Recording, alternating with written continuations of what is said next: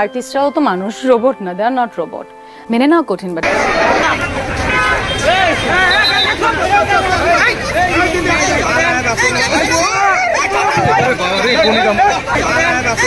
ঢালিউড অভিনেত্রী অপু বিশ্বাসের সঙ্গে ঘটে গেল জঘন্য অপরাধ ঘটনা।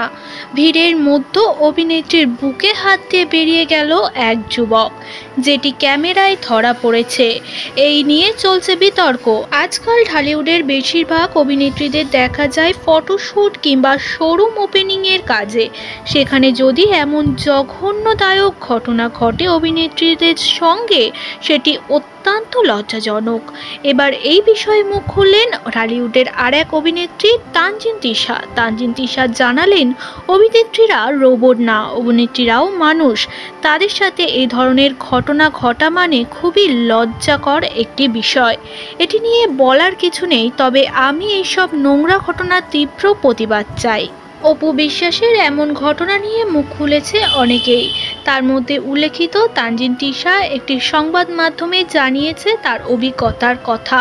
তিনি নিজেও জানান যে তিনিও অনেক ধরনের লজ্জাজনক ঘটনার সম্মুখীন হয়েছে, তবে সবকিছুকে উপেক্ষা করে আজ তিনি এই জায়গায়। তবে এত বড় অভিনেত্রীর সঙ্গে এ ধরনের ঘটনা ঘটে যাওয়াতে তিনি নিজেও নারী হিসাবে লজ্জিত।